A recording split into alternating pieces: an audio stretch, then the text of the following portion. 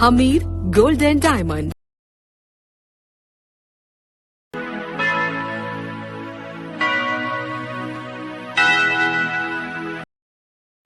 പ്രസിദ്ധ തീർത്ഥാടന കേന്ദ്രമായ എടത്വ സെന്റ് ജോർജ് ഫെറോന പള്ളിയിൽ വിശുദ്ധ ഗീവർഗീസ് സഹദായുടെ തിരുനാളിന് തുടക്കം കുറിച്ച് കൊടികയറി.